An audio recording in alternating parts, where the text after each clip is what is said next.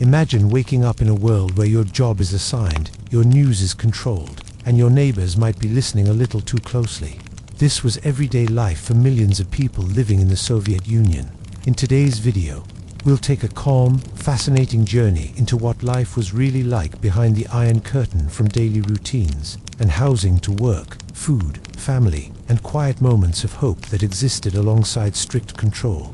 If you enjoy peaceful history told in a thoughtful way, please like this video. It helps the channel grow and tells me you do like more stories like this. Leave a comment and let me know, what part of Soviet life are you most curious about? And if you love relaxing deep dives into the past, subscribe and turn on notifications so you don't miss future videos. When this one ends, check out the related videos on your screen for more calm history you can watch anytime.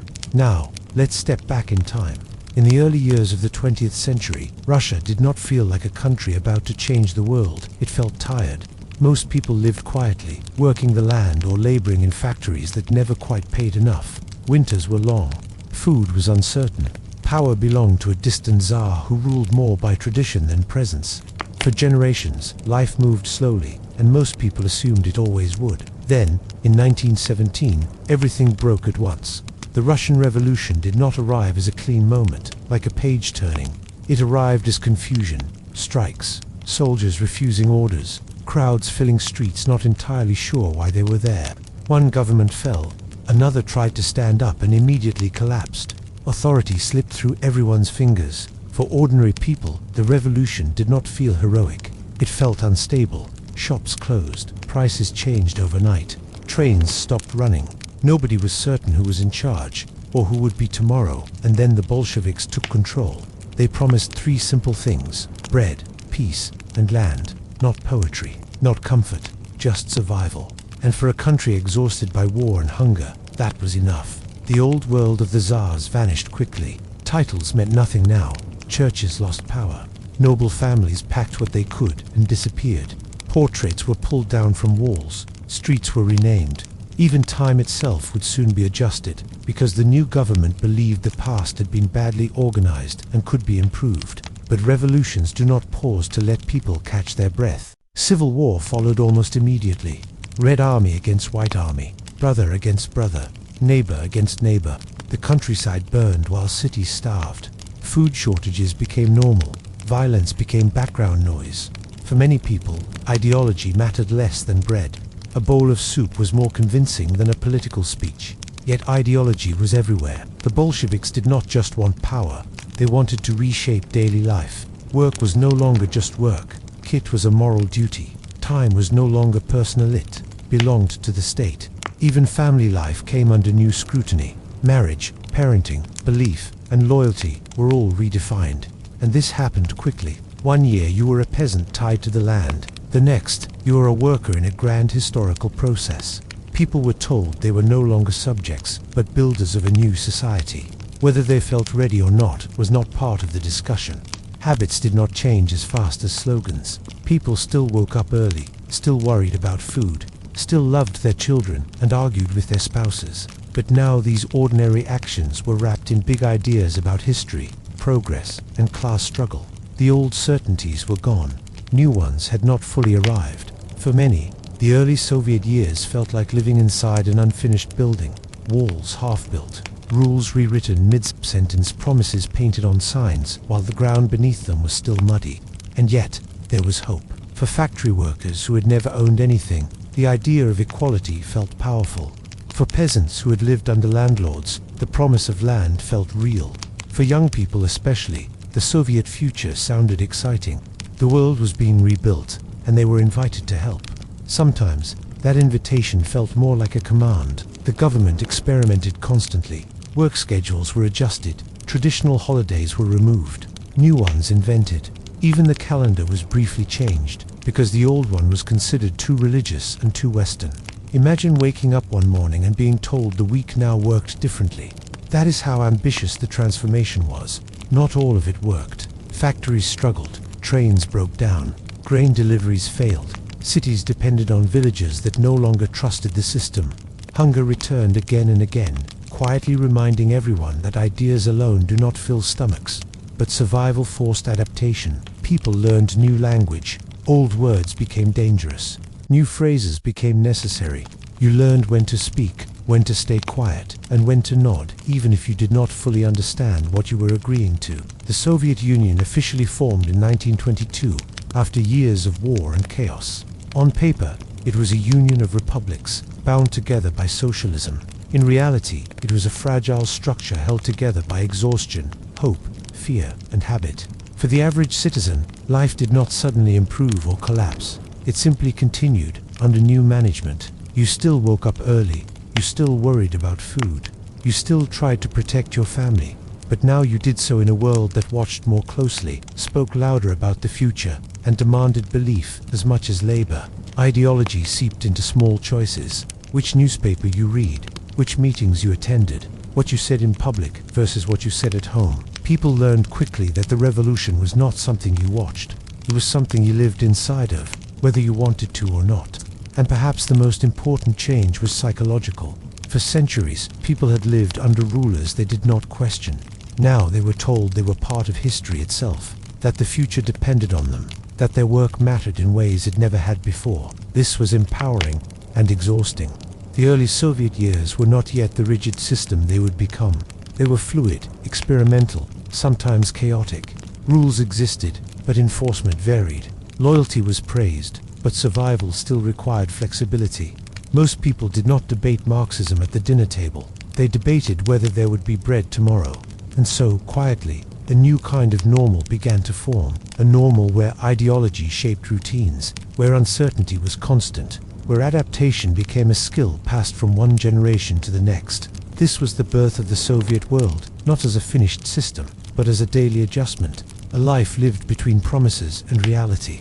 And as the Civil War faded and the dust settled, people began to do what humans always do after upheaval. They built routines. They found ways to rest. They waited to see what this new world would actually feel like once the shouting stopped. That waiting, quiet, patient, uncertain would become one of the most familiar feelings of Soviet life. When the shouting of revolution finally quieted down, the Soviet Union faced a simple problem. It had promised a future, but the future needed somewhere to live. Factories had to be built, railroads had to be extended, cities had to grow, and most importantly, people had to believe that all of this effort meant something. Not someday, but now. This is where the great building project began. In the late 1920s, the Soviet government announced a bold idea, the 5-year plans. The name alone sounded confident, almost comforting. 5 years felt reasonable, manageable, like something you could count on your fingers. The goal was simple, at least on paper: turn a mostly rural country into a modern industrial power. Fast, very fast. Factories rose in places where fields had been only months before. Steel plants, coal mines, hydroelectric dams. Entire towns appeared almost overnight. Many of them did not yet have paved roads, proper housing, or reliable heating, but they had ambition. For the people sent there, life felt unfinished. Buildings were half complete. Windows rattled. Water froze in pipes. But the message was clear. Discomfort now meant prosperity later. Work became more than employment. It became proof of loyalty. The ideal Soviet worker was strong, cheerful, and tireless. Posters showed men and women smiling while lifting heavy machinery, as if they were rearranging pillows. Newspapers celebrated shock workers who exceeded production quotas by incredible margins, sometimes double, sometimes triple.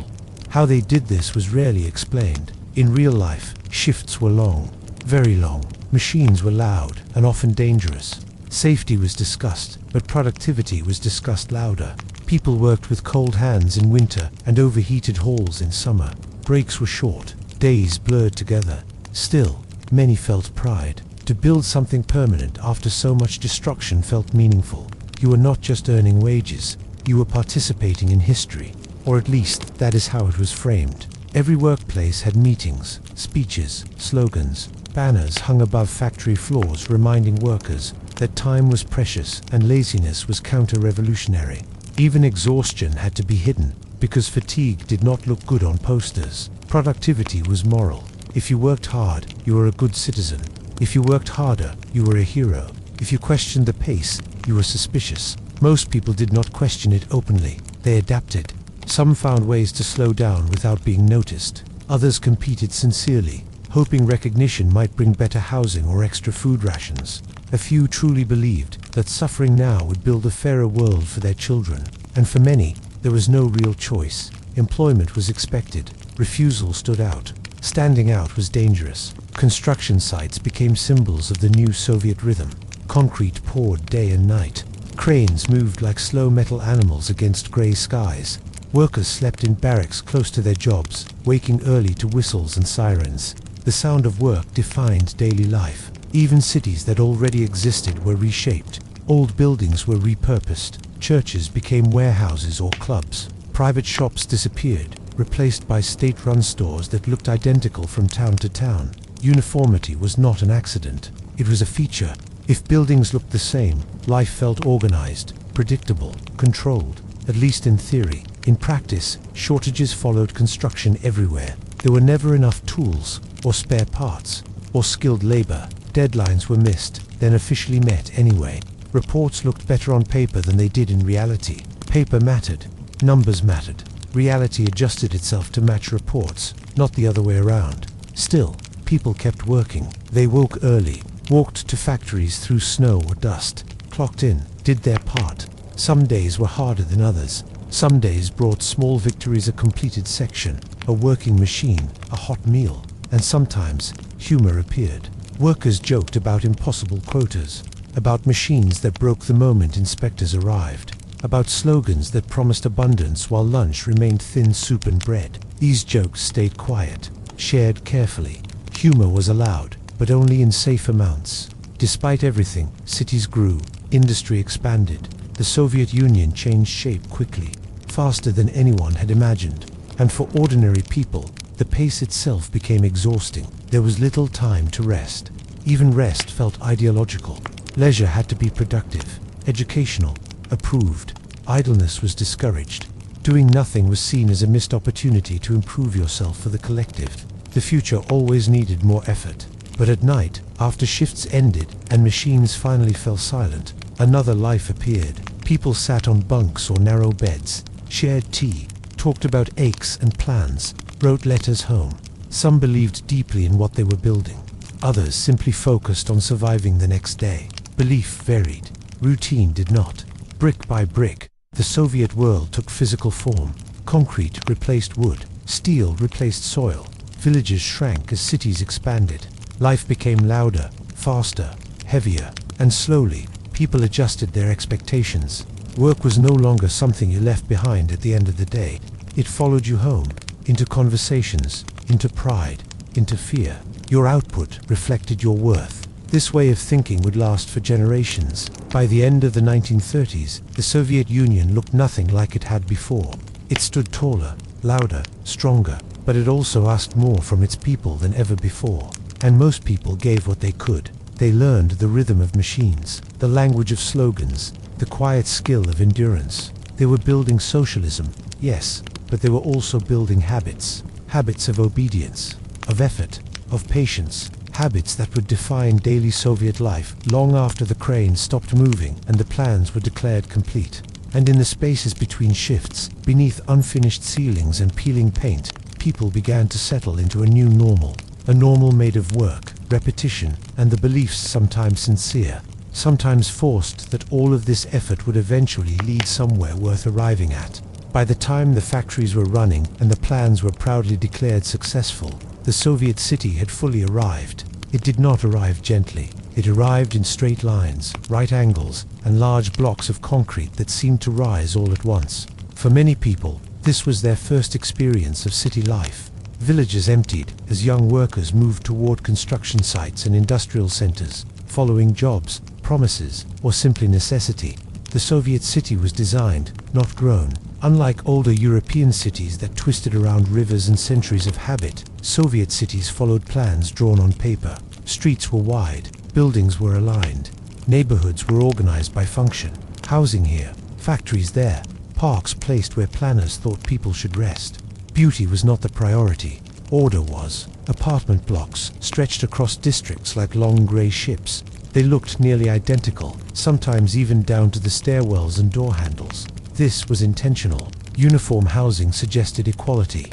No one was supposed to live too much better than anyone else.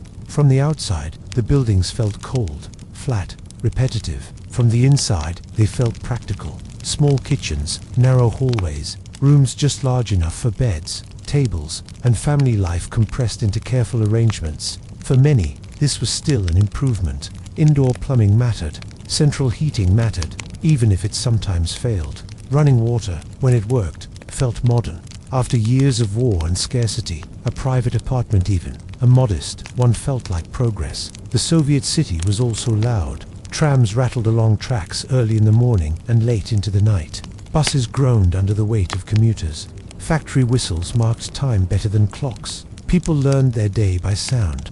Morning meant movement. Evening meant return. Public transport was not optional. It was essential.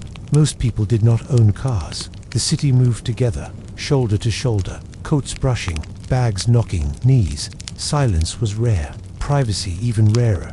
Yet there was a strange comfort in this shared movement. You stood with the same faces each day. You learned who boarded at which stop, who always read, who always slept, who stared out the window like they were watching a private film no one else could see. Central squares formed the heart of each city. They were wide open spaces meant for gatherings, celebrations, and demonstrations. Statues stood tall, flags waved. On holidays, these squares filled with marching workers, banners, and music. On ordinary days, they felt empty, almost too large. Monuments watched over people quietly, reminding them of leaders, victories, and ideals. Even when ignored, they were present, always observing.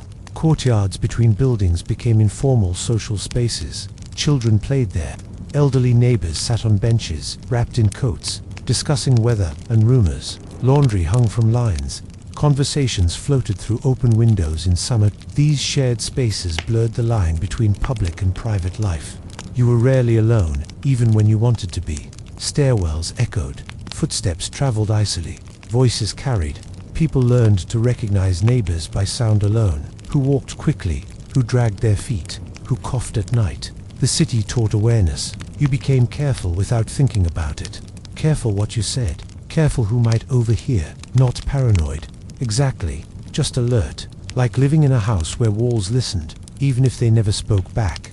At the same time, cities offered things villages could not. Libraries, cinemas, cultural clubs, sports facilities, education centers. These were not luxuries, they were tools. The Soviet system believed culture shaped citizens, and cities were where culture could be distributed efficiently. Even leisure had structure. You joined clubs, attended lectures, watched approved films, read approved books. Enjoyment was encouraged, as long as it aligned with acceptable values. Entertainment was meant to improve you. Still, people found personal meaning in it. A film could be just a film. A park bench could be just a place to sit. Not every moment felt political, even if politics framed everything. At night, the city quieted, but never slept fully. Lights glowed in apartment windows. Radios murmured. Somewhere, a tram still passed. Somewhere, someone worked a late shift. Snow softened sound in winter, making streets feel almost peaceful.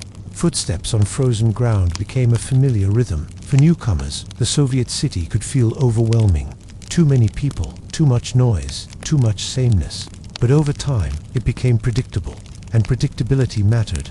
You learned your route, your stops, your shortcuts. The shop that sometimes had bread, the stairwell where the light always flickered, the bench that caught afternoon sun.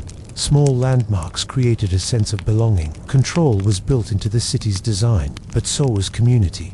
People depended on each other, even if they rarely admitted it. Neighbors watched children, shared tools, passed news quietly, warned each other when inspections were coming. The city functioned not just through plans, but through cooperation. And for all its concrete and order, the Soviet city was deeply human. People argued, fell in love, felt bored, felt proud, felt tired. They lived full lives within limited space. The city did not crush individuality. It reshaped it. You expressed yourself in small ways. A decorated windowsill, a favorite walking route, a habit of feeding birds, a quiet resistance through routine. By the time people settled into these cities, they no longer compared them to the past. The city simply was. It framed daily life. It defined movement. It shaped expectations. And perhaps most importantly, it taught people how to live closely together without constantly colliding. The Soviet city was not beautiful in a traditional sense. It was functional, dense, controlled, but within its echoing stairwells, shared courtyards, and snow-covered streets, ordinary life unfolded quietly, day after day, not dramatic, not heroic, just steady. And in that steadiness, a new kind of normal took root, one made of concrete, routine, and the quiet understanding that this city, like the system that built it, was not temporary. It was home. If the Soviet city taught people how to live together in public, the Soviet home taught them how to live together without much space. Privacy was not considered essential. In fact, it was sometimes viewed with suspicion. Too much privacy suggested secrets, and secrets made people nervous. This is how communal living became normal. In many cities, especially older ones, families lived in what were called communal apartments. These were large pre-revolutionary homes, divided into smaller living spaces. Each family had one room, sometimes two if they were lucky. Everything else was shared: the kitchen, the bathroom, the hallway, and, indirectly, each other's lives. A single apartment might house 5, 6, or even 10 families. Everyone had their own routines, habits, and opinions, all compressed into one address. You learned very quickly who woke early, who stayed up late, who cooked loudly, and who believed the sink belonged only to them. The kitchen was the heart of the communalka. It was where food was prepared, but also where life happened. Pots simmered, kettles whistled, people waited their turn, standing close, negotiating space with polite silence or passive-aggressive glances. Conversations happened here, carefully. You might talk about weather, or work, or the price of bread. You did not talk about politics unless you knew exactly who was listening. And even then, you chose words gently, like stepping across thin ice. Thin walls made listening easy. You heard arguments through plaster, radios through closed doors, coughs in the night, laughter that stopped suddenly, silence that felt intentional. Silence became a skill. People learned when not to speak, when to pretend they hadn't heard something, when to look busy. Not noticing was a form of politeness. Sometimes it was self-protection. Despite this, life went on. Families tried to create a sense of home within a single room. Furniture was rearranged daily. Beds folded into sofas. Tables became desks, dining surfaces, and storage. Everything had multiple uses because space demanded it. Personal items mattered deeply. Photographs, books, small decorations. These were expressions of identity in a world that encouraged sameness. A patterned curtain or a carefully arranged shelf could feel like quiet rebellion. Bathrooms followed schedules, even when they weren't officially written down. Morning rush meant queues. Evening meant negotiation. Hot water was unreliable. When it appeared, it was used quickly and gratefully. Privacy was borrowed, not owned. Families adapted in creative ways. Children did homework on windowsills. Adults whispered at night. Couples learned to argue without raising voices. Emotions were managed carefully because everyone nearby could hear them echo. Living this way required patience and a certain emotional flexibility. Conflicts were inevitable. Dishes left unwashed. Food taken by mistake. Noise complaints. These disputes rarely exploded. They simmered. Long-term grudges were common. So were quiet alliances. At the same time, communal living created strange forms of intimacy. Neighbors knew when someone was sick, when a child failed an exam, when money was tight. Help was sometimes offered without words. Soup appeared. Childcare was shared. Information was passed discreetly. Survival encouraged cooperation. Not everyone lived in communal apartments. Newer housing projects offered private family apartments, especially after the 1950s. These were small but self-contained. A kitchen of your own, a bathroom of your own, a door you could close. For many families, this felt like luxury. Still, even private apartments were modest. Space was limited, furniture was standardized, walls were thin. You could hear neighbors' televisions, arguments, and music whether you wanted to or not. The idea of a large, quiet home was not part of Soviet life. Home was functional, a place to sleep, eat, and prepare for the next workday. Emotional life spilled into public spaces, workplaces, and friendships because the home could not contain it all. And yet, people grew attached to these spaces. They memorized the cracks in the ceiling, the way light entered in the morning, the sound of pipes knocking in winter. These small details made the space familiar, even comforting. Home was not perfect. It was known. Children adapted easily. They treated shared spaces as normal. Play happened in hallways, courtyards, stairwells. Adults watched collectively, correcting behavior without being asked. Parenting was partially communal, whether families liked it or not. This created a sense that everyone was always being observed. That feeling did not stop at the apartment door. The state did not need to monitor every home directly. Communal living did some of that work naturally. People were careful because they were visible, because someone was always nearby. And yet, within this visibility, people carved out private worlds, a quiet routine before bed, a favorite chair, a song played softly on the radio, a diary hidden carefully. These moments mattered more because they were rare. Humor helped. Jokes about neighbors, kitchens and bathrooms circulated widely. Everyone understood them. Everyone lived them. Laughter softened the frustration, just enough to make it manageable. The Soviet home was not a retreat from society. It was an extension of it. It carried public life inside with you. You negotiated space, sound, and silence every day. You learned restraint. You learned observation. You learned endurance. And in doing so, people developed a particular emotional skill, the ability to live close without collapsing. This shaped Soviet character deeply. People became patient, reserved, attentive. They learned to read rooms quickly, to sense tension, to adjust behavior without explanation. These habits followed them into workplaces, friendships, and even parenting styles. Home taught survival through coexistence. By night, the communal apartment settled into a familiar quiet. Radios turned low, lights dimmed. People prepared for sleep, each within their own small territory. You lay in bed, aware of others breathing nearby, of footsteps in the hall, of water running. The presence of others was constant, but not always intrusive. It simply was. And over time, this closeness stopped feeling temporary. It became normal. The Soviet home, whether shared or private, was not built for solitude. It was built for endurance, for repetition, for adjustment. And within these walls, ordinary lives unfolded, quietly meals cooked, children raised, memories formed, proving that even with little space and limited privacy, people still found ways to live fully, not comfortably, not freely, but steadily. And for most Soviet citizens, that steadiness was enough to call it home. If there was one skill every Soviet citizen mastered, often without realizing it, it was waiting. Waiting for buses, waiting for paperwork, waiting for answers. But most of all, waiting for food. Food was never just food in the Soviet Union. It was a daily concern, a topic of conversation, and sometimes a small victory. Not because people were always starving, but because availability was unpredictable. One day, a shop was full. The next, it was empty. No explanation required, no apology offered. This uncertainty shaped daily routines. People planned meals around what they might find, not what they wanted. You did not decide dinner in advance. You discovered it. A neighbor might knock and whisper that butter had arrived somewhere. A line forming outside a shop meant something was happening, even if no one knew what yet. Seeing a queue was enough. You joined first, asked questions later. Lines became social spaces. People stood bundled in coats, shifting weight from foot to foot, sharing rumors. Someone near the front might know what was being sold. Someone else might claim they knew a truck was coming tomorrow.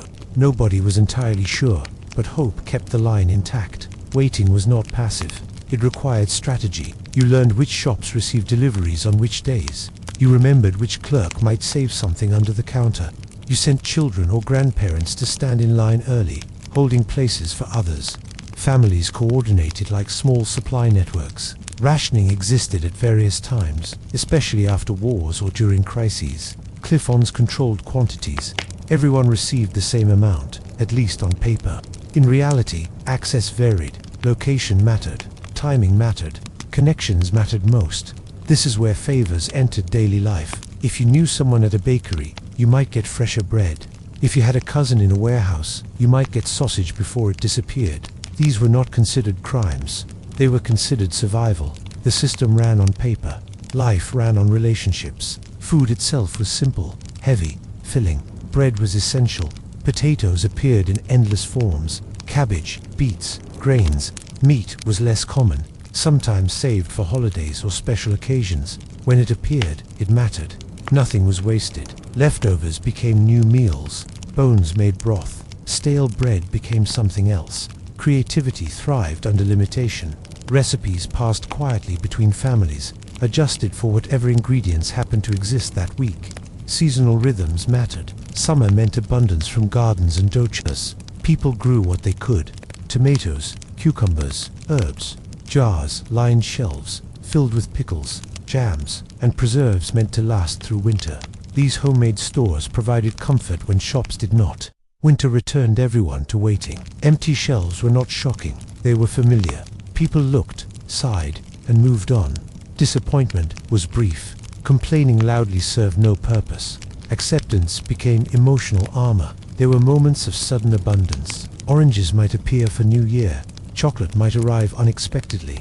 These moments felt almost festive. People bought more than they needed, not out of greed, but because experience taught them it might not return soon. Shopping required patience and memory. You remembered prices, even when they meant little. You remembered where you last found eggs. You remembered which shop smelled promising. This mental map was as important as any address. Children grew up watching this, standing in lines, carrying bags, learning early that food was not guaranteed but earned through effort, timing, and cooperation. Despite this, hunger was not always present. Many people ate enough. Meals were modest but sustaining. The problem was not always lack, it was unpredictability. You could not rely on the system to meet you halfway. This shaped behavior in subtle ways. People stocked up when they could. Pantries were never empty if possible. Even when things improved, the habit remained. A full shelf felt like security. An empty one felt like danger, even if tomorrow might be fine. Humor softened the frustration. Jokes circulated about lines forming for unknown reasons, about buying things you did not need because they existed, about discovering what you had for dinner after returning home with bags full of surprise ingredients. Everyone laughed because everyone understood. Food also marked celebration. Holidays brought special dishes, tables filled with care, not excess, salads prepared slowly, cakes baked with effort. These meals were not about luxury, they were about abundance, even if temporary. Sharing food meant trust. Inviting someone to your table mattered. It meant you had enough to offer. It meant connection. In a world of shortages, generosity carried weight. The act of eating together felt grounding. It reminded people that life continued beyond planning and waiting. That warmth existed. That small joys mattered. The art of waiting extended beyond shops. You waited for deliveries, for repairs, for improvements. Waiting was not seen as wasted time. It was simply time. You filled it with conversation, observation, thought. This patience seeped into the culture. People became less hurried, less reactive. Frustration was expressed quietly, if at all. Complaints were shared privately, not publicly. You learned which frustrations were useful and which were not. Food shortages did not define Soviet life entirely, but they shaped its rhythm. Meals were predictable in form, but uncertain in sourcing. Effort surrounded the act of eating. It was never fully automatic. And perhaps that is why food held emotional weight.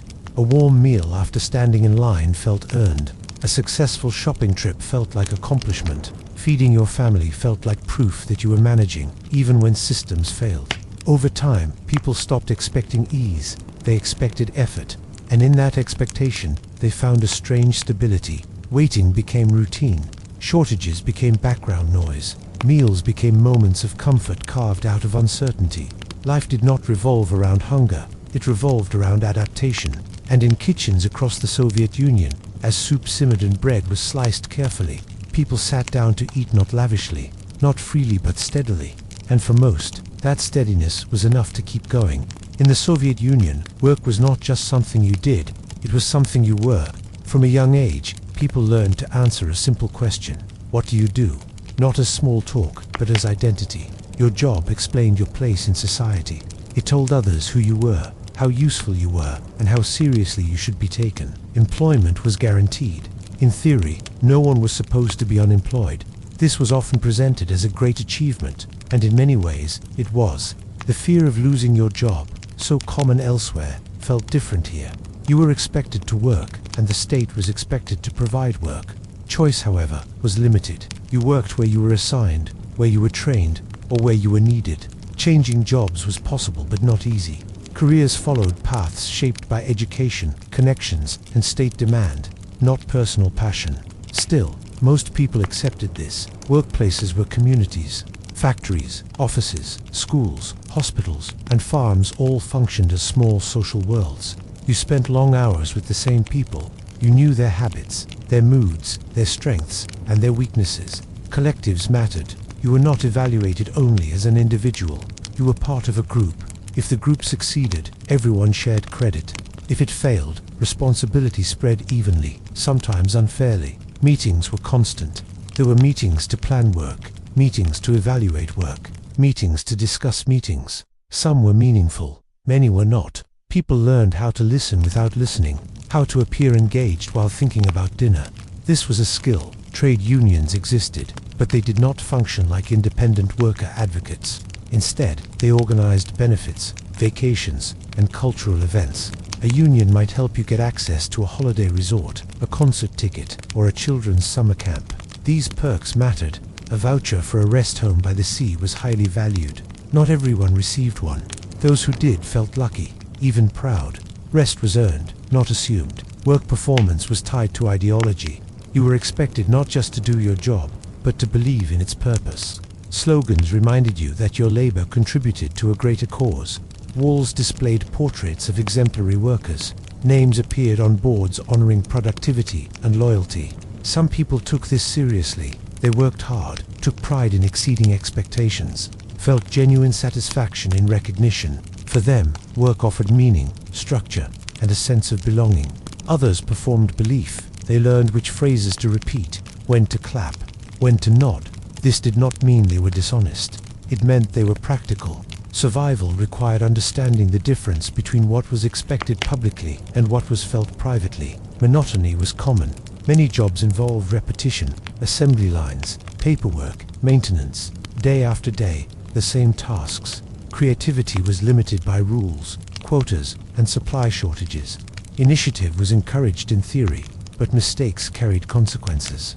It was often safer to follow instructions exactly. Workdays were long but predictable. You arrived on time. You left on time. Overtime happened when required. Absence required explanation. Being late was noted. Patterns were observed. Reliability mattered more than brilliance. Women made up a large part of the workforce. They worked in factories, offices, schools, hospitals, and farms. Equality was official policy.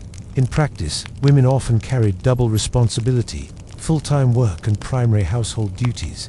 This was accepted quietly. Childcare was available through state-run kindergartens and after-school programs. These helped families function, even if facilities were crowded or underfunded. Children learned early to adapt to collective environments, just like adults. Workplaces also served social functions. Friendships formed, gossip spread, quiet support networks developed. If someone was ill, co-workers covered shifts. If someone needed help navigating bureaucracy, advice was offered discreetly. These relationships softened the system. Not all work felt meaningful. Some jobs existed mainly to fulfill plans or maintain appearances. People joked about pointless tasks, unnecessary paperwork, and rules that contradicted each other. These jokes stayed within safe circles. Humor made repetition bearable. Despite ideological framing, many people worked simply to live. They did their jobs competently, avoided attention, and focused on family, hobbies, and rest outside work hours. Ambition existed, but it was cautious. Standing out could bring rewards, but it could also bring scrutiny. Many preferred steady progress to rapid advancement. Stability felt safer than recognition. Work also structured time. The week revolved around shifts. Evenings were for errands and family. Weekends offered rest, though often filled with household chores or waiting in lines. Vacations were planned carefully, often tied to union schedules. Retirement existed and was valued. Older workers were respected for experience. Pensions were modest but reliable. The idea of working until exhaustion was discouraged, at least officially. Still, work followed people home emotionally. You carried frustrations, fatigue, and small victories with you. Conversations often returned to workplace issues. Complaints were shared quietly. Successes mentioned briefly. Your job shaped how you saw yourself. You were a teacher, a machinist, a nurse, an engineer. These titles mattered more than income differences. They carried social meaning. Respect was tied to usefulness, not wealth. This created a particular mindset. People measured themselves by contribution, not consumption. Pride came from endurance and reliability, not excess. Showing off was discouraged. Blending in was often rewarded. Over time, work became routine rather than passion. It filled days, structured lives, provided stability in an otherwise unpredictable system. For many, this was enough. They did not expect fulfillment from work. They expected predictability, and predictability mattered. In a society where so much was uncertain, food supplies, political shifts, public moods, work offered something solid. You knew where to go, what to do, who you would see. It anchored daily life. So each morning people rose, dressed, walked to bus stops, rode trams, entered factories and offices, took their places within the collective. They worked, not always enthusiastically, not always freely, but steadily. And in that steadiness, the Soviet worker found identity not as a revolutionary hero, but as someone who showed up, did their part, and kept life moving forward one workday at a time. In the Soviet Union, childhood did not drift aimlessly. It was guided. From an early age, education was treated as a serious matter, not just a personal benefit, but a national project. Children were not only learning to read and write, they were learning how to think, how to behave, and how to understand their place in a much larger story. School was where that story began. Most children attended state-run schools, and attendance was expected. Classrooms looked similar across the country. Rows of desks, chalkboards, maps, and usually, somewhere on the wall, a portrait of a leader watching quietly over the lesson. Mornings started early. Coats were hung, boots dried. Children settled into seats, sometimes sleepy, sometimes restless. Lessons followed a structured schedule: mathematics, reading, science, history, and woven through all of it was ideology. Textbooks told a clear story about the world. The Soviet Union was progressing. Capitalism was unstable. History moved in predictable stages, and socialism was the future. These ideas were presented not as opinions, but as facts. To many children, this felt normal. They accepted what they were taught because it was all they knew. Teachers spoke with authority. Books agreed with teachers. Exams rewarded correct answers. There was little reason to question the framework. Education emphasized practical subjects. Math and science were taken seriously. Engineering, physics, and medicine were respected paths. The country needed specialists, and schools were designed to produce them. Creativity existed, but within limits. Literature was studied carefully. Approved authors were praised. Others were ignored or criticized. Art classes focused on technique and themes that aligned with social values. Abstract expression was less important than clear messages.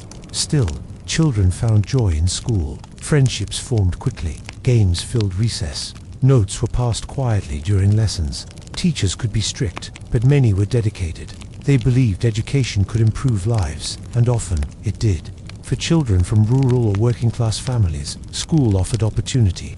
A good student might attend university, move to a city, or enter a respected profession.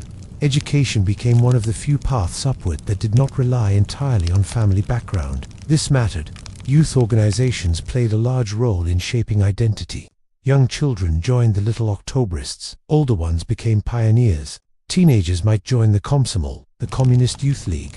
Each step came with rituals, symbols, and expectations. Scarves were worn, pledges were recited, meetings were held. To outsiders, this might look intense. To children, it often felt like a club.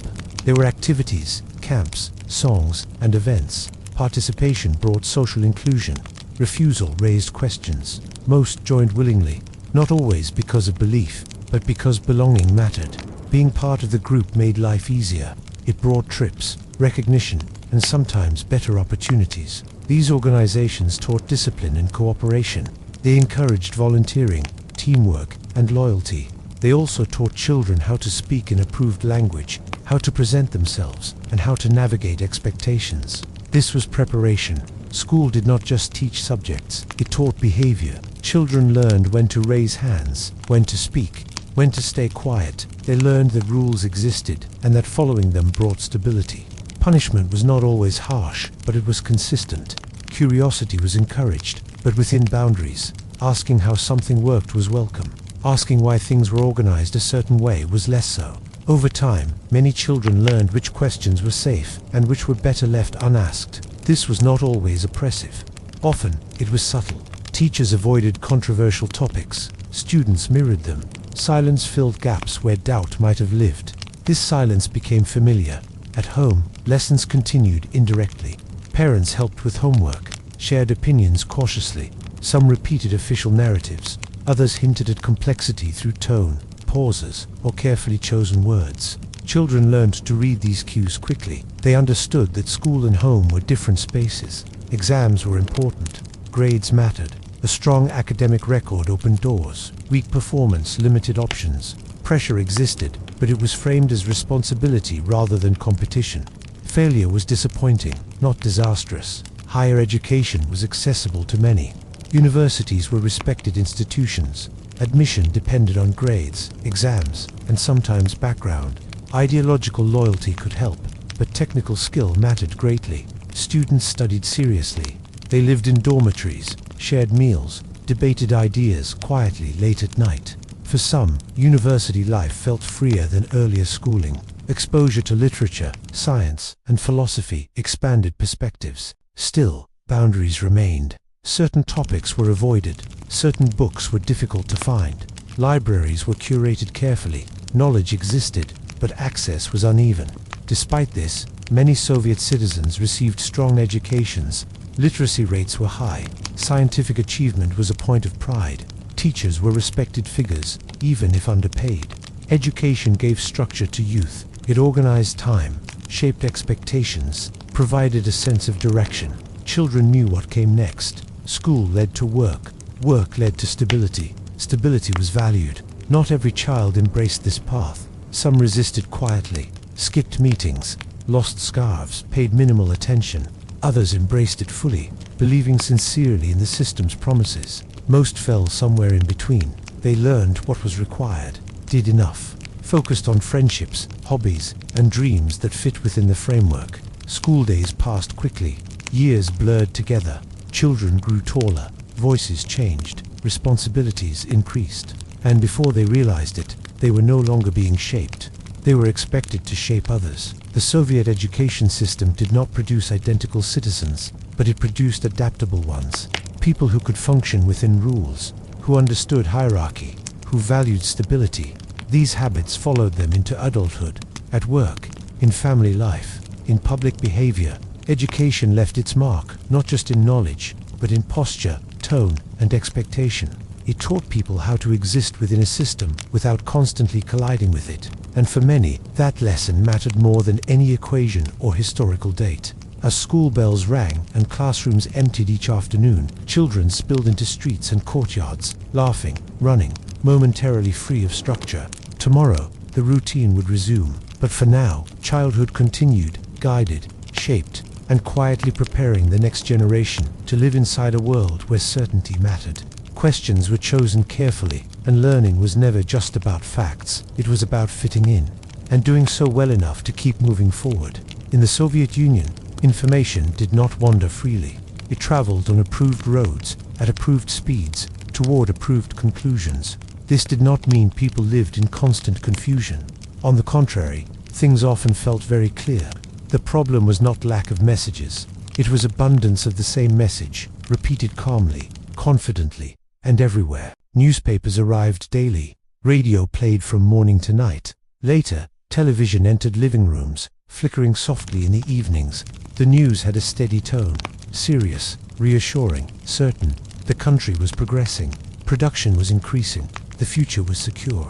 This was the official reality. People read the newspaper not always to learn something new, but to confirm what they were expected to know. Headlines followed familiar patterns. Successes were celebrated. Difficulties were described as temporary or external. Mistakes were rare and usually someone else's fault.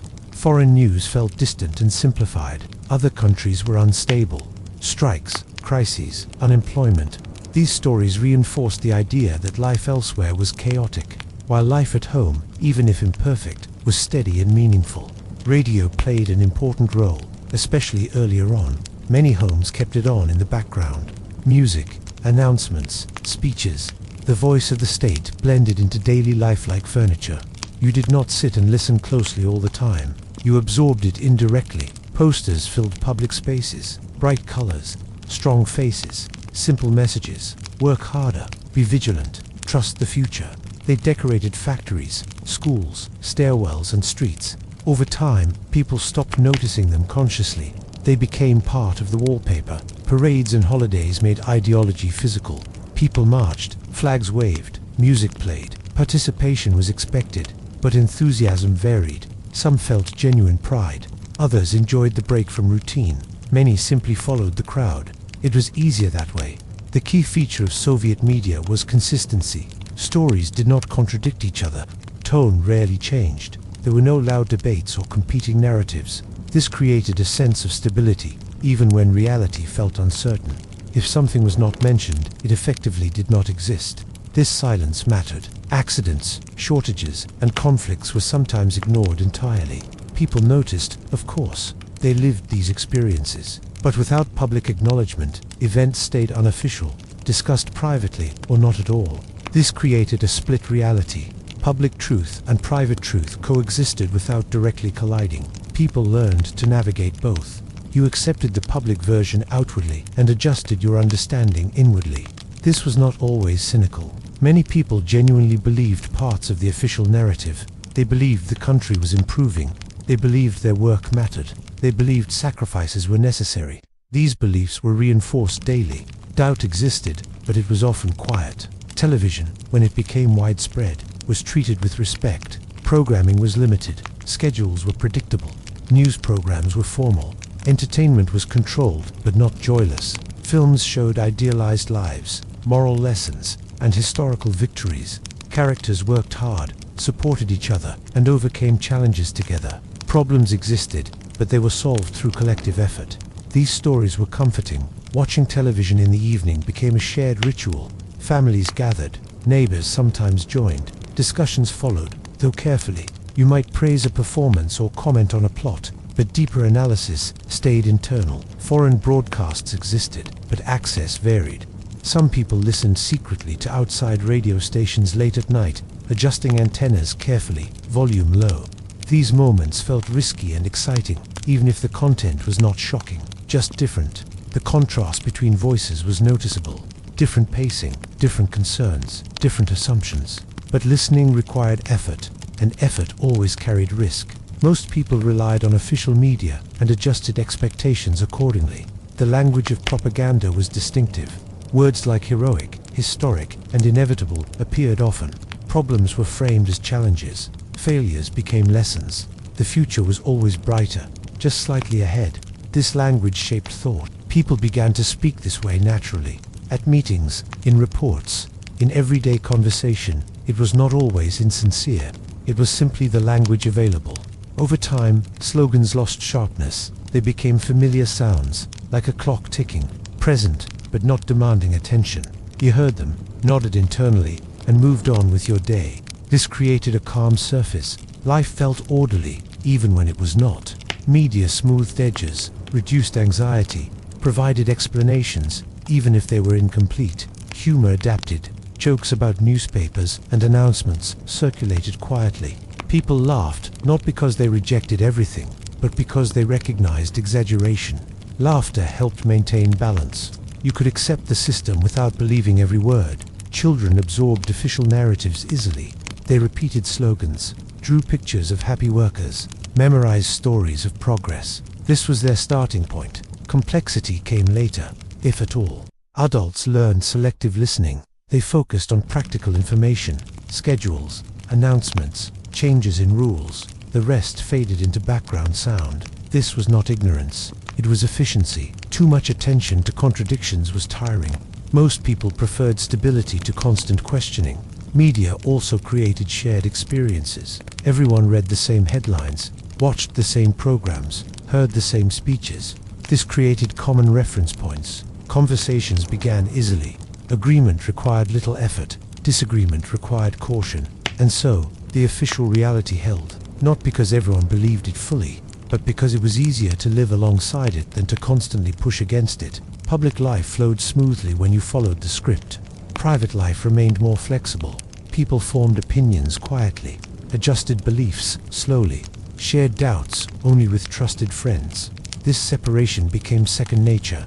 Propaganda did not always feel aggressive. Often, it felt gentle, reassuring, repetitive. like a voice reminding you that everything was under control, even when you suspected it was not. This reassurance mattered.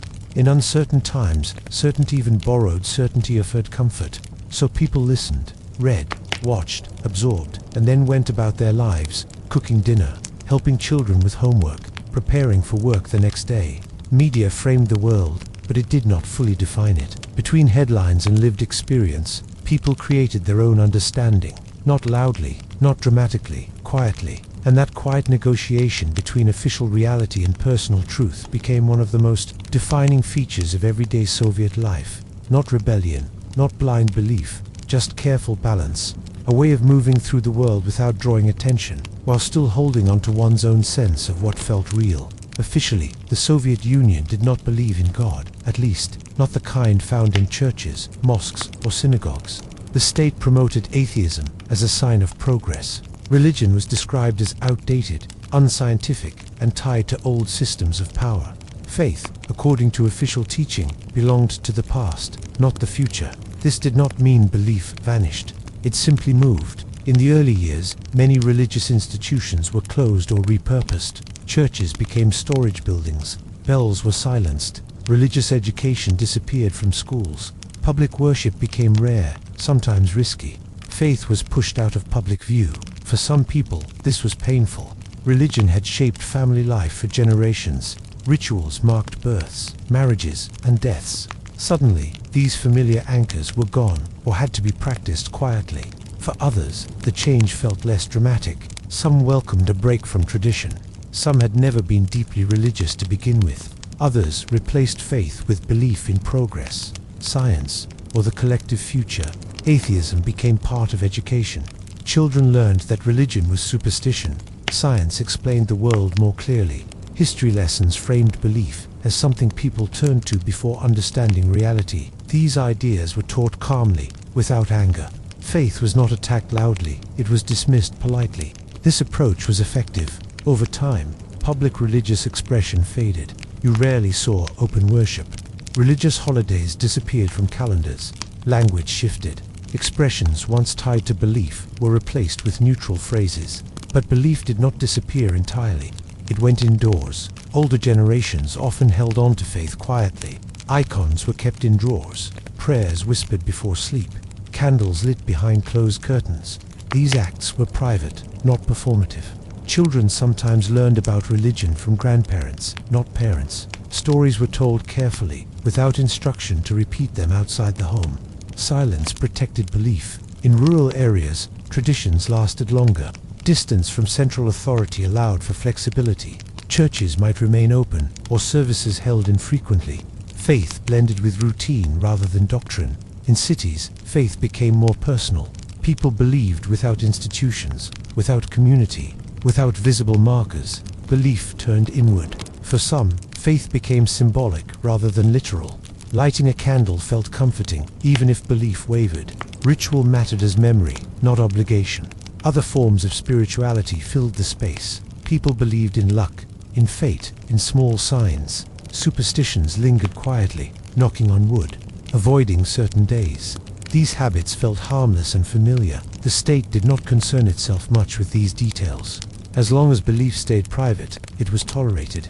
Official culture replaced religious ritual with secular ones. Parades replaced processions. State holidays replaced religious festivals. Portraits replaced icons. These new rituals served similar functions: structure, belonging, reassurance. For many, they worked. Faith in the system became its own kind of belief. Trust that tomorrow would come. That effort mattered. That sacrifice had meaning. These ideas provided emotional grounding. When tragedy struck, people leaned on what they had. During war, illness, or loss, quiet prayers returned. Not publicly, not defiantly, simply naturally. In moments of fear, belief resurfaced. The state understood this and often looked away. There were periods of stricter enforcement and periods of tolerance. Policies shifted, leaders changed. But overall, faith survived by staying small and quiet. This quiet belief shaped character. People learned to keep parts of themselves private, to separate inner life from public life, to accept that not everything needed expression to exist. This habit extended beyond religion. opinions, doubts, dreams. These too stayed inside unless it felt safe to release them. For younger generations, religion often felt distant, something their grandparents mentioned, something found in literature or history. It did not structure daily life as it once had. Some felt curiosity, others felt indifference, and some, later in life, returned to faith after years of absence, finding comfort in rituals remembered from childhood. The Soviet Union tried to create a society guided entirely by reason and collective effort. It succeeded in reducing public religion. It did not erase the human need for meaning. Meaning found new forms: work, family, education, memory, hope. Faith became quiet, but it did not vanish. It lived in habits, in private moments, in small gestures that carried personal significance. It lived in the pause before sleep, in the silence after loss, in the comfort of routine. Belief survived not by resisting openly, but by adapting. And in that adaptation, it mirrored Soviet life itself. Not loud, not confrontational, just present. Carried quietly through daily life, passed carefully from one generation to the next, like a small flame protected from wind, not meant to be seen, only meant to endure. Life in the Soviet Union was often framed by duty, work, and expectation, but that did not mean it was all work and no play. In fact, for most people, small joys and structured leisure were essential. They kept days bearable, gave families a reason to gather, and provided moments of relief in a world that could otherwise feel monotonous. Holidays were the clearest example. Official holidays were carefully planned and imbued with meaning. May Day celebrated labor. The October Revolution was remembered with parades. Victory Day honored wartime sacrifice. These occasions were serious, structured, and collective. You were expected to attend, participate, and sometimes march in line with neighbors and co-workers. But holidays also offered respite. Even if the parade itself felt repetitive, people treated the day differently. Families dressed neatly. Food was prepared more carefully. Conversations flowed more freely. Children ran through streets or parks, laughing with friends while adults stood nearby, nodding, smiling, or quietly appreciating a break from routine.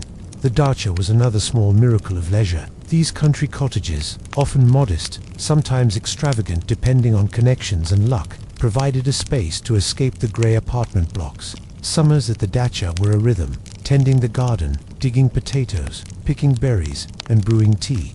The simplest acts, watering a row of tomatoes, watching the sun sink behind birches became deeply satisfying because they were rare and deliberate. Gardening was more than a hobby. It was practical too. Growing food supplemented what you could get in stores, but it also offered control. In a life where supplies were unpredictable and apartments crowded, a small plot of earth where your efforts directly bore fruit felt revolutionary in its quiet way. Music, literature, and games also shaped daily life. Families listened to records or radio programs. Songs, sometimes propagandistic, sometimes merely entertaining, filled kitchens and courtyards. Books, both classic Russian literature and approved contemporary works, were read aloud, discussed, or hidden carefully when contraband titles appeared. Chess, checkers, and card games were everywhere. Quiet competitions, whispered bets, and playful banter provided social glue. Cinema and television offered structured escapes. Movies were screened in theaters and later broadcast at home. They followed familiar rhythms. Heroes struggled, collectively solved problems, and achieved victory or reconciliation. Children watched animated films with glee. Adults watched dramas or comedies. Sometimes the enjoyment was for the story.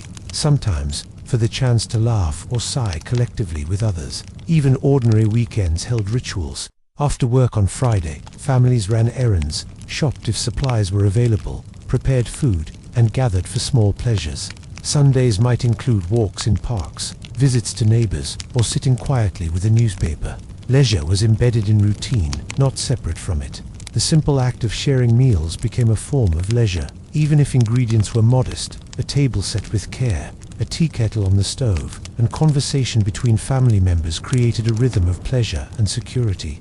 Guests were welcomed, often unexpectedly. These moments required creativity, turning whatever was available into a meal that felt celebratory.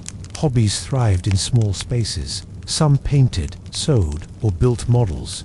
Some wrote poetry or short stories.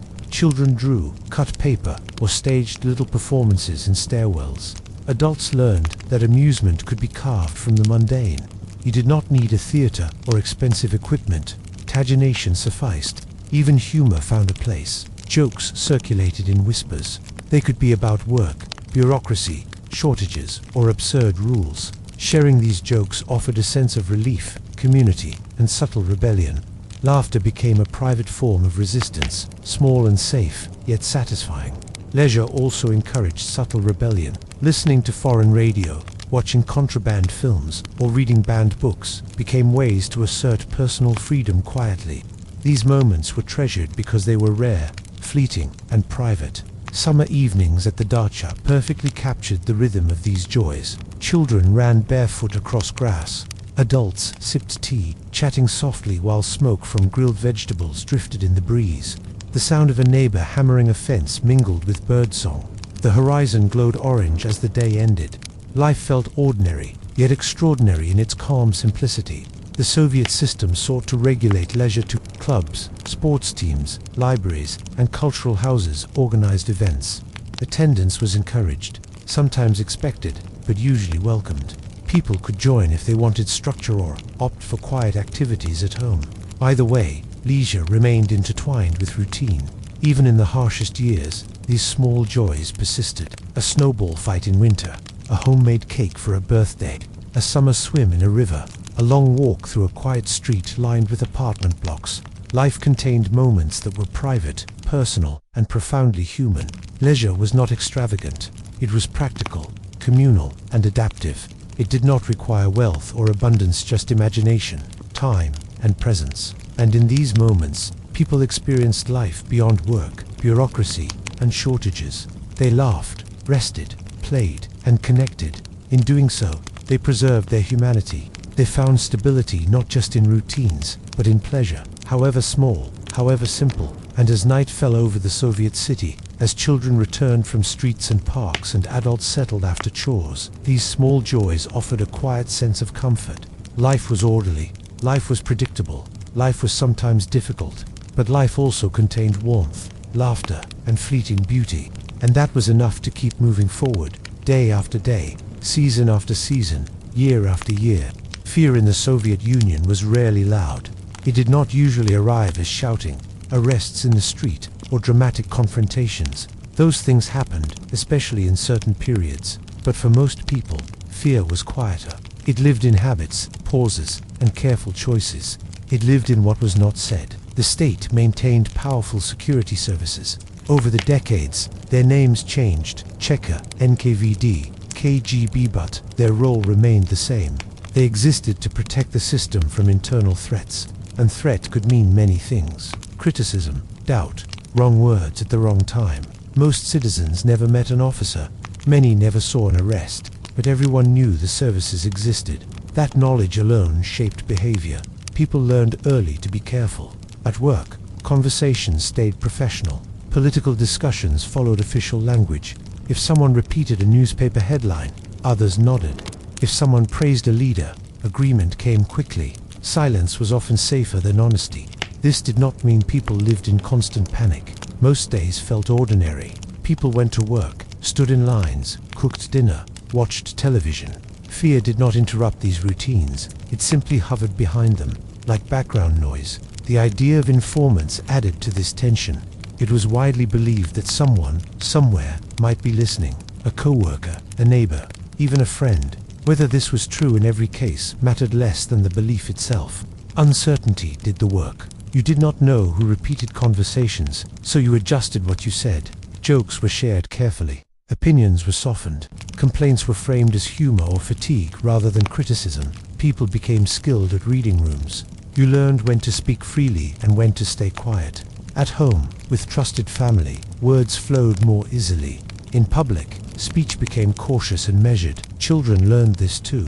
They were told, gently but firmly, not to repeat certain things outside the home. Not everything parents said belonged in school. Not every joke was safe to share. This was not always framed as fear. Often it was presented as common sense. Some things are better kept to ourselves. Over time, this habit shaped personalities. People developed internal filters. Thoughts formed, but only some were allowed out. Others stayed private. folded away like letters never sent. Self-censorship became automatic. You did not need to be reminded. You felt it. A pause before speaking, a shift in tone, a sentence left unfinished. This did not make people dishonest. It made them selective. Most people were not planning rebellion. They simply wanted stability, a job, a family, peace, and so they adapted. The fear was uneven across time. In earlier decades, especially under Stalin, repression was harsher and more visible. Arrests were sudden, trials were public, disappearances were terrifying. Later, fear softened but never vanished. By the Brezhnev years, many people felt the system was rigid but predictable. As long as you followed the rules and avoided attention, life moved on. Predictability reduced panic. Still, memories lingered. Stories passed down quietly. A relative who vanished, a neighbor who stopped coming home. These stories shaped caution long after the worst years had passed. Fear also entered creative life. Writers, artists, and filmmakers worked within boundaries. Some learned to express ideas indirectly. Metaphors replaced direct criticism. Subtle irony did the work of open dissent. Audiences learned to read between lines. A pause in dialogue, a lingering shot, a line that sounded harmless but carried weight. These details mattered. In everyday life, fear showed itself in small gestures, lowering your voice, closing a window, checking who was nearby before speaking, changing the subject when someone new entered the room. These actions were not dramatic. They were routine, and because they were routine, they felt normal. People rarely talked about fear directly. To name it felt risky. Instead, they spoke of caution, discretion, or being sensible. Fear blended into culture. It shaped humor too. Jokes often hinted at reality without naming it. Punchlines were shared quickly, laughter short and controlled. You laughed, but you also listened for footsteps. Despite this, trust existed. Families trusted each other. Close friends formed tight circles. These relationships were deeply valued because they allowed honesty. Within these spaces, people relaxed. They complained, they doubted, they wondered aloud. These moments felt intimate and relieving.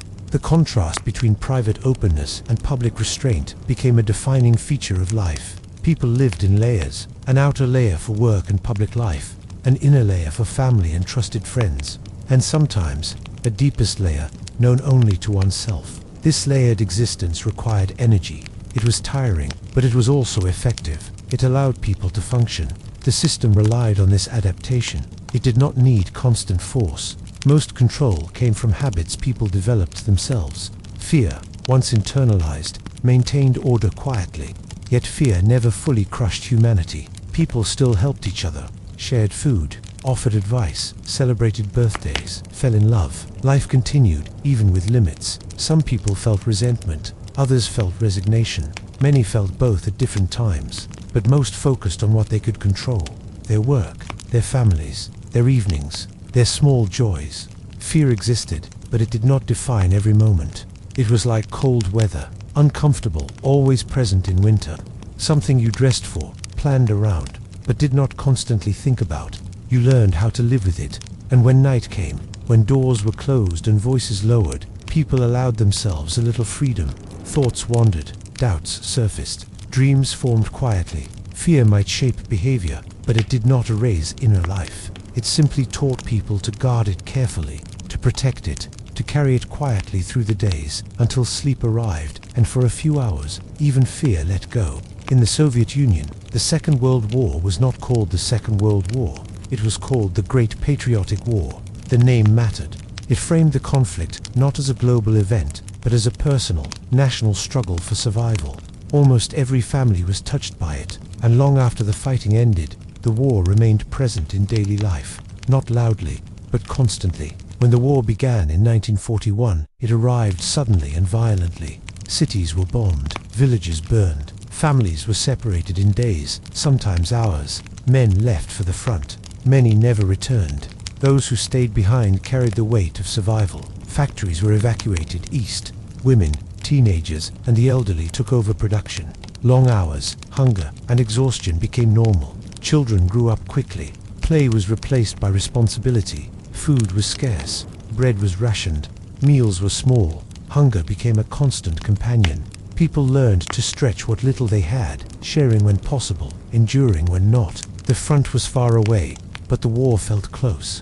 Air raid sirens, blackout curtains, news read slowly over the radio. Names of cities lost, then regained, casualty numbers that were never fully spoken. Fear and hope moved together. Victory, when it came, was overwhelming. Cities erupted in celebration. Tears, laughter, silence all mixed together. But joy was incomplete. Too many were missing. Too many homes were empty. After the war, rebuilding began almost immediately. Streets were cleared, buildings repaired, factories restarted. Life had to continue.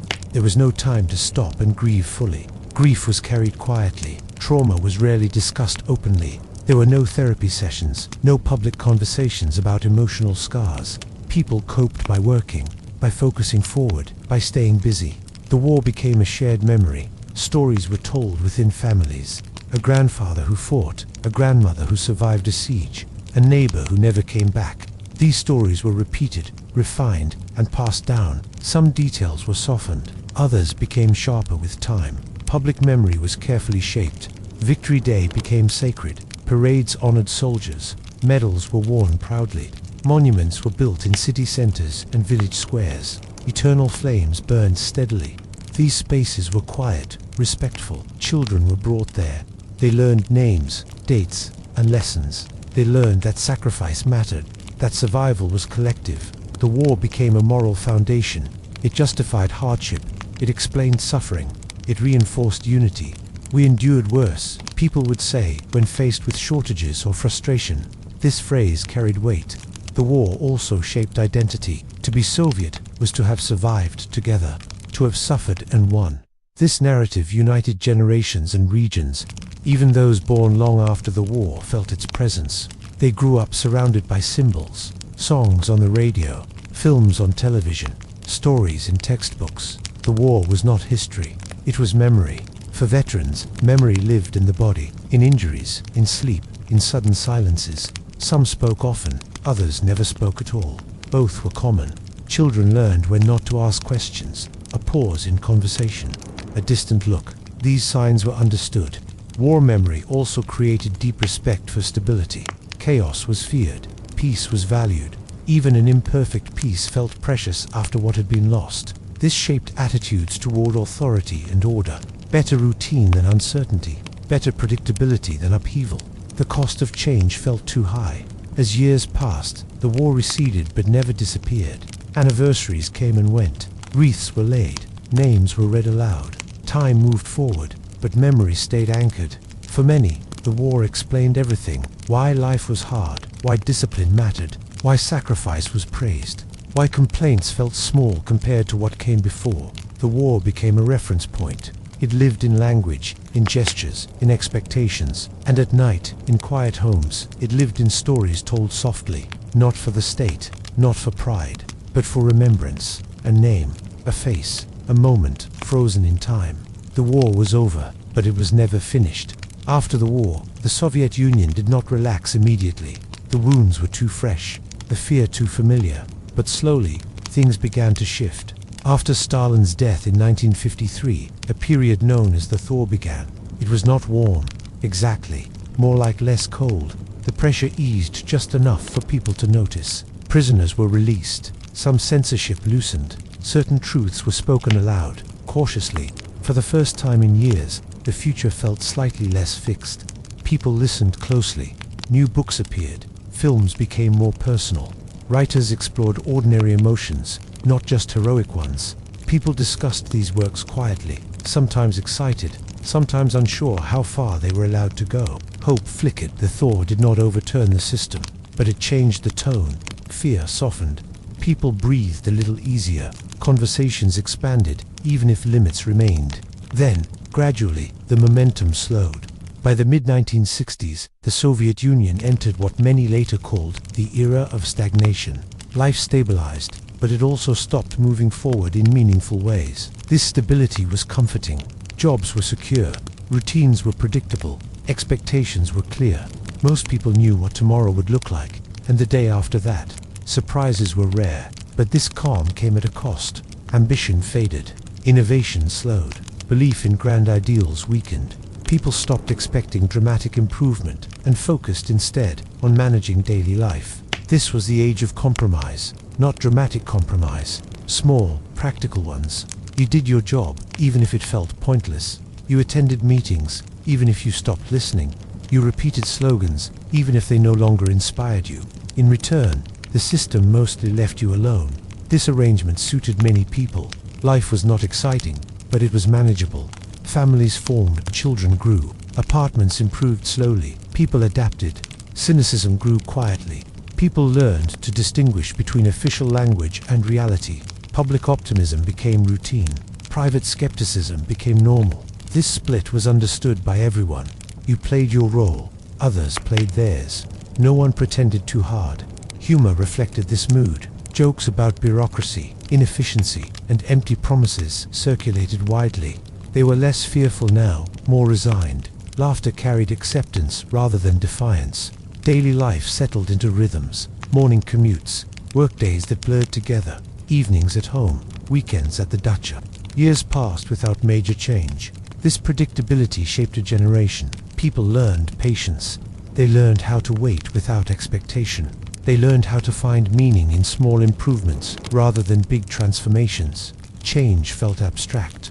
Politics happened somewhere far away, spoken through speeches and newspapers. It rarely touched daily routines directly. People paid attention, but without urgency. At the same time, dissatisfaction simmered. You could see the contrast with the outside world more clearly now. Foreign films, music, and stories hinted at different lives, not necessarily better, but different. Curiosity grew, yet action remained rare. Risk felt unnecessary. Stability, even dull stability, felt safer than uncertainty. Parents encouraged children to focus on education and secure careers. Dreams were adjusted to fit reality. People learned how to live inside limits, not with passion, but with skill. This era shaped emotional habits. Hope became modest. Disappointment became manageable. Expectations lowered quietly. And in this lowered space, life continued. People married, celebrated birthdays, argued, made up, watched children grow taller than them.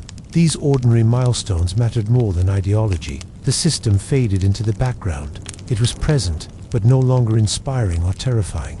Just there, like furniture you no longer noticed. By the late 1970s and early 1980s, this mood was deeply entrenched. Few believed strongly. Few rebelled openly. Most navigated life with quiet pragmatism. The thaw had passed. Stagnation settled in, and compromise became the art of survival. Not heroic, not shameful, just practical. A way to live calmly in a world that promised much, delivered little, and continued anyway. And for many, that was enough. Enough to raise children. Enough to rest at night. Enough to move through life without constant fear or constant hope. Just enough. In the Soviet Union, gender equality was not a future goal. It was already declared accomplished. On paper, men and women were equal. Women worked, women voted, women studied engineering, medicine, science, and factory trades. Posters showed strong women with tools, books, and confident expressions. The message was clear. Women were builders of socialism, just like men. And in many ways, this was true. Women worked everywhere. They were doctors, teachers, factory workers, engineers, tram drivers, laboratory technicians, accountants. It was normal to see women operating heavy machinery or managing work teams. Paid employment for women was expected, not optional. Staying home full-time was rare and often impractical. The state needed labor. Families needed income. Work was part of citizenship. This created a sense of pride. Many women valued independence. Having a job meant your own salary, your own workplace identity, your own contribution. Education was widely accessible, and ambition was encouraged, at least officially. But equality on paper did not always mean equality in practice. The double burden was real. After a full day of work, women were still expected to manage the home. Cooking, cleaning, shopping, laundry, childcare, these tasks largely remained theirs. Men helped sometimes, but expectations were uneven. You worked like a comrade at work, and like a traditional wife at home. This imbalance was rarely discussed openly. It was simply absorbed into routine. State support existed, and it mattered. Childcare centers and kindergartens were widespread. Maternity leave was guaranteed. Schools provided meals. After-school programs supervised children while parents worked. These systems made working motherhood possible, but they did not remove exhaustion. Women learned to move fast, to plan carefully, to multitask without naming it. Efficiency became a survival skill. Men, meanwhile, carried different expectations. They were still seen as heads of families, even when women earned similar wages. Masculinity was tied to stability, technical skill, and quiet endurance rather than emotional expression. Men were expected to provide, but not necessarily to talk about feelings. Emotional vulnerability was rare. This shaped family dynamics. Marriage was common, but not always romantic in the modern sense. It was often practical. 2 incomes helped. Shared housing required legal family units. Raising children was easier together. Love mattered, but survival mattered too.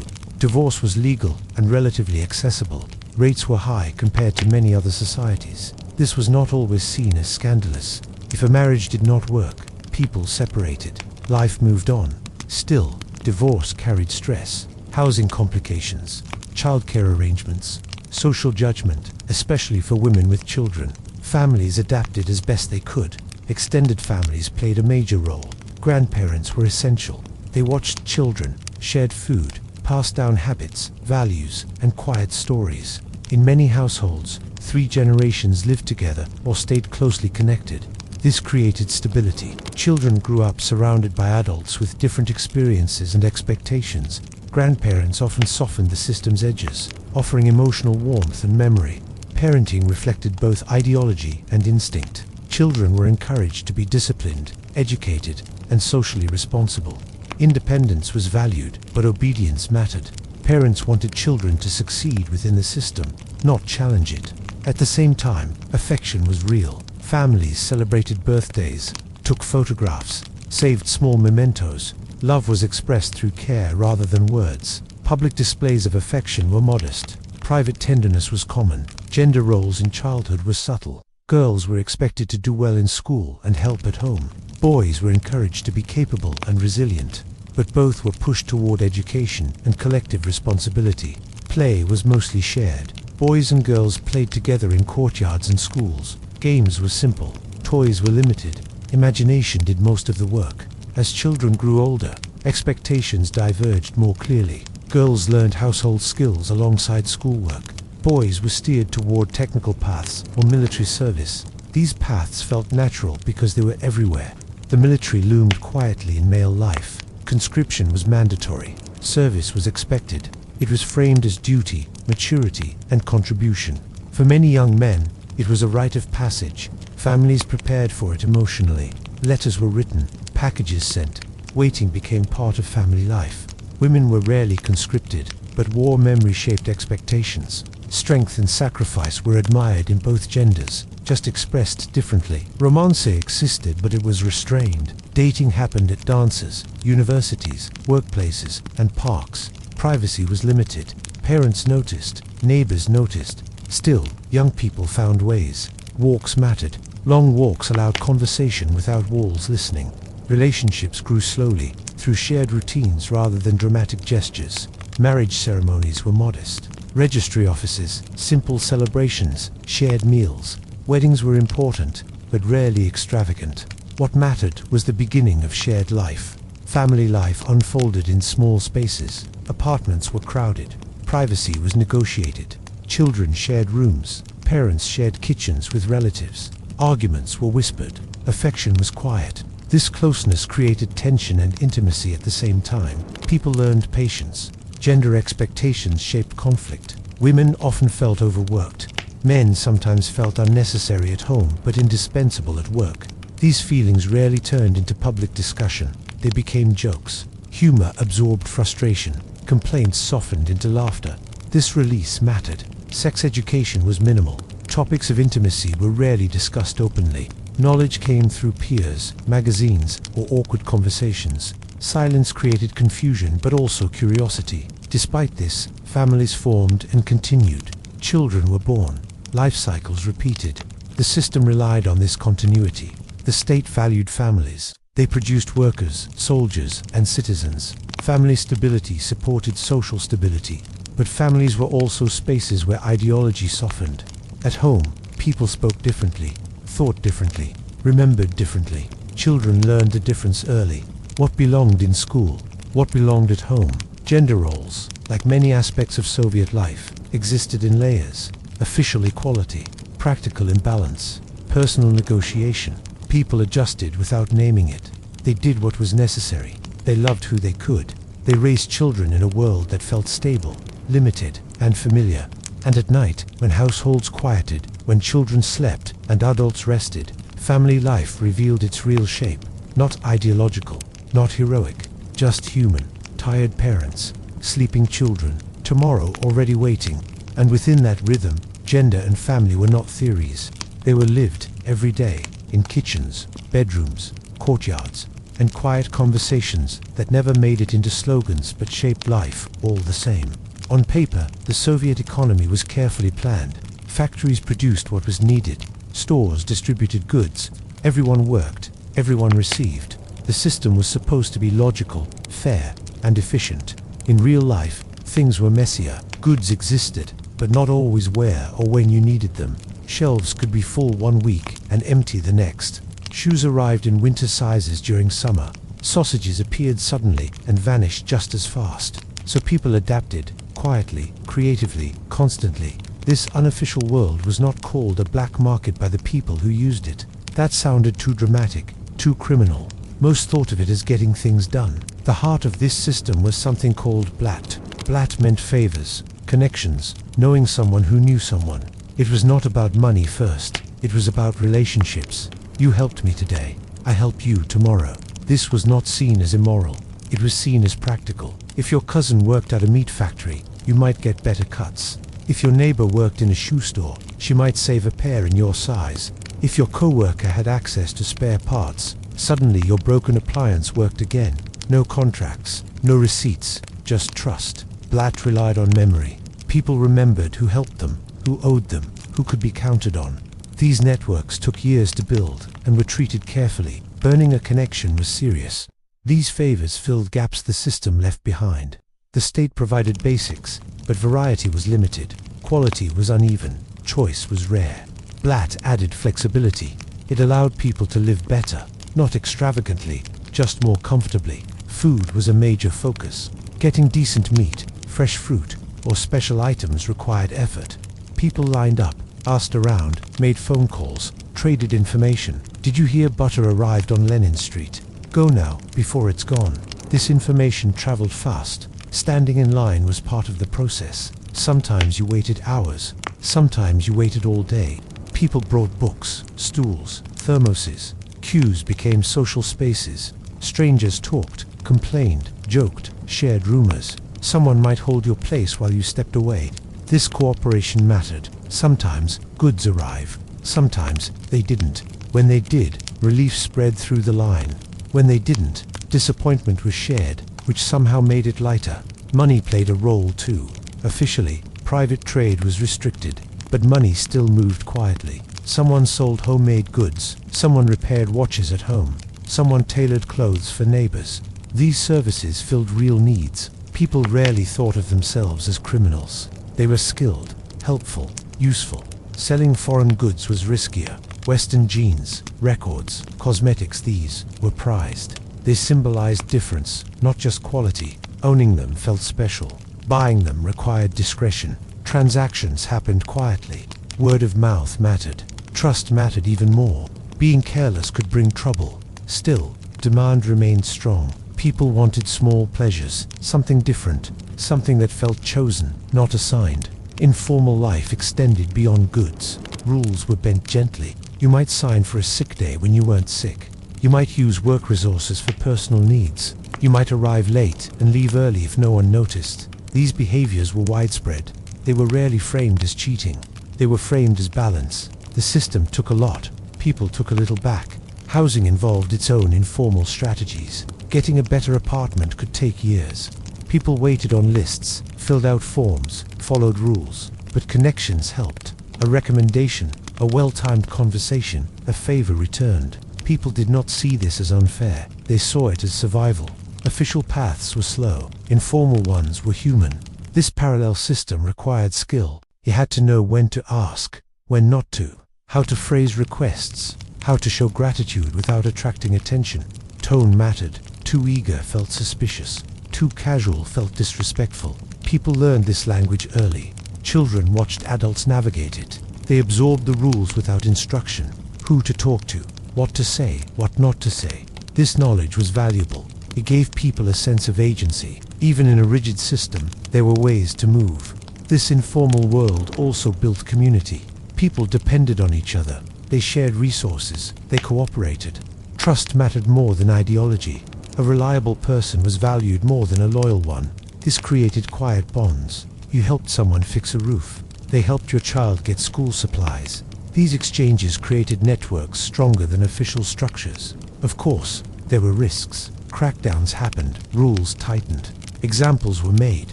Most people kept their activities small and careful.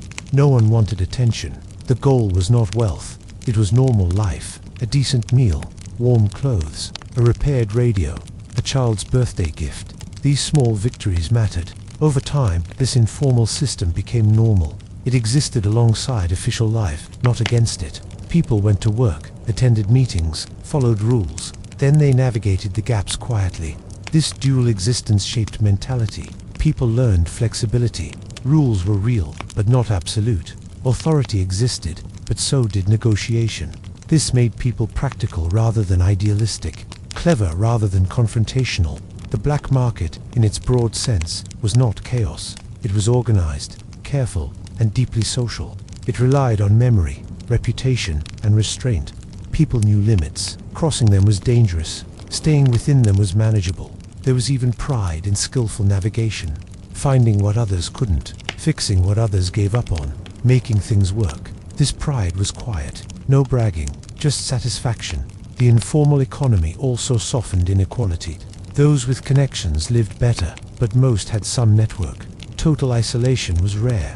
Even those without strong ties could benefit indirectly through shared favors. It was imperfect, but it functioned. As long as everyone played along, children grew up watching this world operate.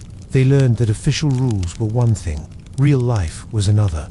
This lesson stayed with them long after the Soviet Union ended. The system taught conformity. The informal life taught adaptability. Together, they formed a complete education. And at night, after a day of work, lines, favors, and small negotiations, people returned home. They cooked what they managed to obtain. They fixed what they could. They planned the next day, not in grand terms, just practical ones. Who to call, where to go, what might appear tomorrow. This was not rebellion. It was life, quiet, persistent, human, and without this unofficial world, the official one would not have worked at all. By the mid-1980s, something in the Soviet Union felt tired, not broken in a dramatic way, not collapsing in the streets, just worn down, like a machine that still ran, but made more noise than progress. People felt it in small ways. Stores looked emptier than usual. Promises sounded recycled. Speeches repeated words no one really listened to anymore. The system still functioned, but belief had thinned. Then came a new word, perestroika, restructuring. It sounded technical, almost boring, but it carried weight. It suggested change, and change had been absent for a long time.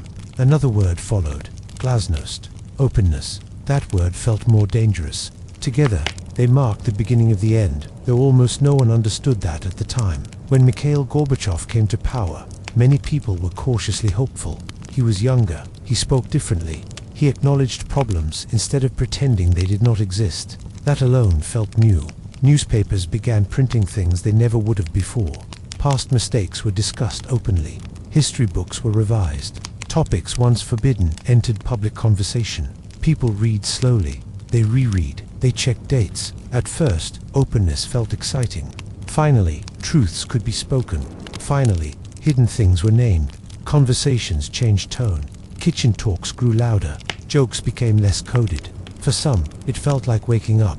For others, it felt unsettling. Truth can be heavy when it arrives all at once. As censorship loosened, criticism spread quickly. Writers published long-suppressed works. Films explored painful subjects. Newspapers debated ideology itself. This was intoxicating. But while ideas opened up, daily life became harder. Economic reforms disrupted already fragile systems. Factories lost direction. Supply chains broke down. Planning weakened before alternatives were ready. Shelves emptied further. Queues grew longer. Money lost meaning. You might have rubles, but nothing to buy. People who had spent decades navigating shortages suddenly faced uncertainty on a new scale. Before, scarcity was predictable. Now, nothing was. Workplaces became chaotic. Jobs still existed, but purpose faded. Rules changed frequently. Managers did not know what to enforce. Workers did not know what to expect. The old routines stopped working. The new ones had not formed yet. Anxiety replaced stagnation. People argued more openly now, about politics, about the past, about responsibility. These arguments spilled into homes, buses, workplaces. The quiet agreement to avoid big questions dissolved. Not everyone liked this. Older generations, especially, felt disoriented. The system they had learned to survive in was dissolving. Skills that once mattered, patience, conformity, careful silence, suddenly felt useless. Younger people felt energized but confused. They wanted change, but did not know what shape it should take. The future opened up and scared everyone. National tensions surfaced. Republics questioned their place in the Union. Languages, histories, and identities reasserted themselves. What had been held together by force and habit began to loosen. Unity cracked. People watched the news every night now, not because they trusted it, because it changed constantly. Strikes happened, demonstrations formed, old symbols lost power, new ones had not settled. Even fear changed. Before, fear was quiet and controlled. Now it was loud and unpredictable. No one knew where things were going. That uncertainty was exhausting. Daily life became a series of improvisations. You bought things when you saw them, not when you needed them. You saved whatever you could. You listened carefully. You argued. You waited and waited. Some people embraced the chaos. They opened cooperatives, started small businesses, traded openly. These were risky moves, but they offered possibility. Others withdrew. They focused on family, on surviving day by day, on protecting what little stability remained. Friendships were tested. Political views divided households. Conversations became sharper. Silence, once a safety tool, now felt suspicious. The old balance was gone. By the late 1980s, it was clear that something irreversible was happening. The Soviet Union no longer felt permanent. That realization was shocking. For decades, it had felt eternal. It shaped childhoods, careers, identities. Even critics assumed it would always exist in some form. Now, that assumption crumbled. When the collapse finally came in 1991, it felt strangely quiet. No grand finale, no clear ending scene.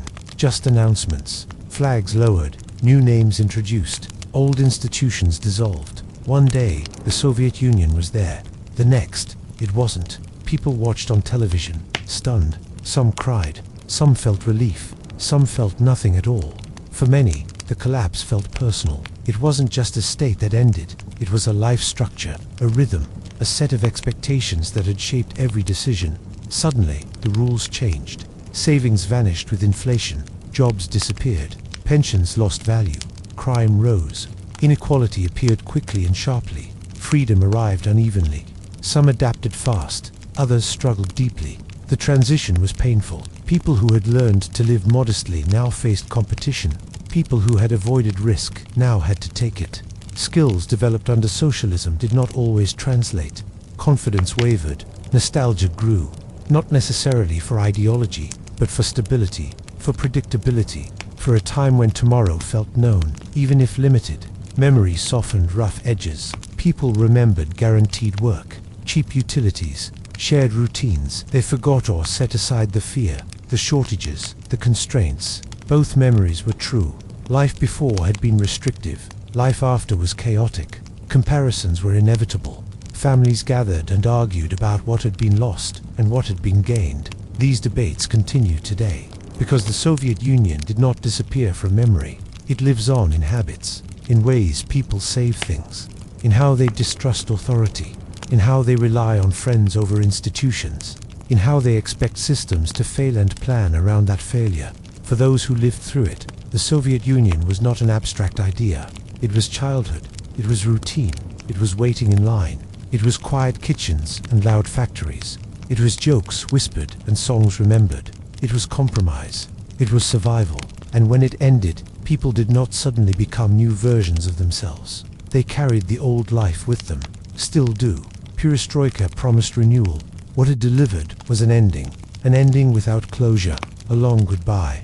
And in many homes, late at night, when the television hums softly and old photographs sit on shelves, that goodbye still lingers, not loudly, not angrily, just there, like a chapter that ended, but never fully closed.